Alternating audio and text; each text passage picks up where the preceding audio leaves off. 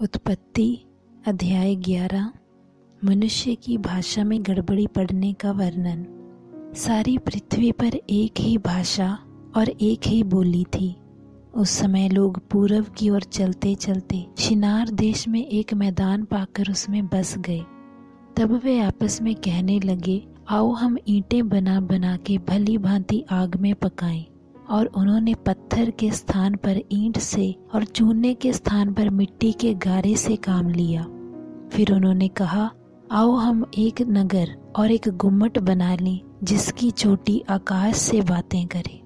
इस प्रकार से हम अपना नाम करें, ऐसा ना हो कि हमको सारी पृथ्वी पर फैलना पड़े। जब लोग नगर और गुम्मट बनाने लगे तब उन्हें देखने के लिए यहोवा उतर आया। और यहोवा ने कहा, मैं क्या देखता हूँ कि सब एक ही दल के हैं और भाषा भी उन सब की एक ही है। और उन्होंने ऐसा ही काम भी आरंभ किया है। और अब जो कुछ वे करने का यत्न करेंगे उनमें से कुछ भी उनके लिए अनहोना ना होगा। इसीलिए आओ हम उतर के उनकी भाषा में गड़बड़ी डालें कि वे एक दूसरे की बोली ना समझ सकें। इस प्रकार यहोवा ने उनको वहां से सारी पृथ्वी के ऊपर फैला दिया और उन्होंने उस नगर का बनाना छोड़ दिया। इस कारण उस नगर का नाम बेबीलोन पड़ा, क्योंकि सारी पृथ्वी की भाषा में जो गड़बड़ी है वे यहोवा ने वहीं डाली और वहीं से यहोवा ने मनुष्यों को सारी पृथ्वी के ऊपर फैला दिया। शेम की वंशावली।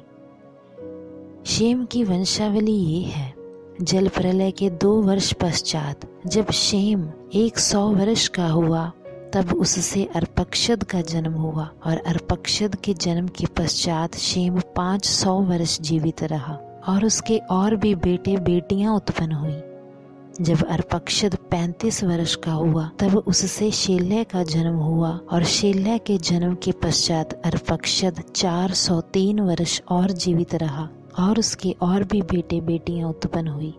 जब शेलह 30 वर्ष का हुआ तब उसके द्वारा एबेर का जन्म हुआ। और एबेर के जन्म के पश्चात शेलह 403 वर्ष और जीवित रहा और उसके और भी बेटे बेटियां उत्पन्न हुई।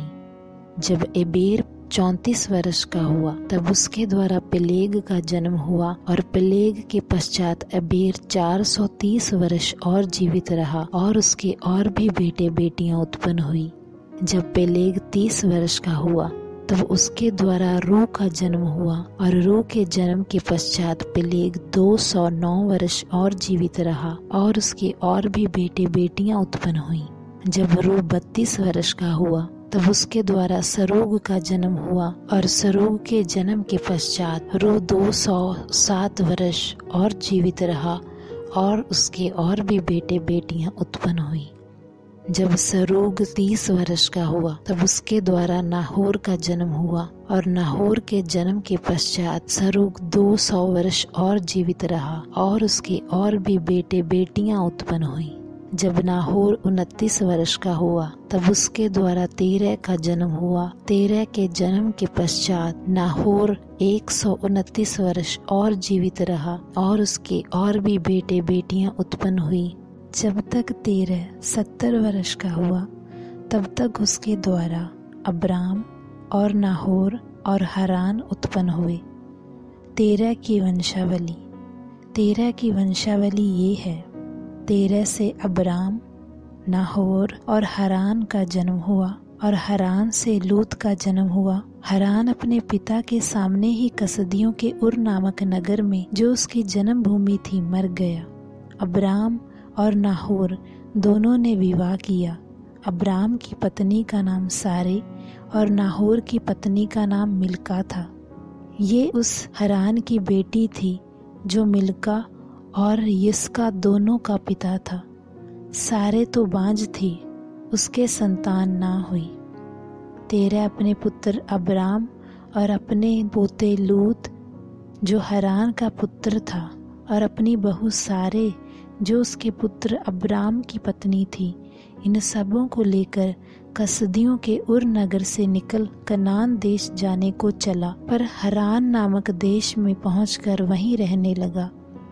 जब तेरह 205 वर्ष का हुआ तब वह हरान देश में मर गया।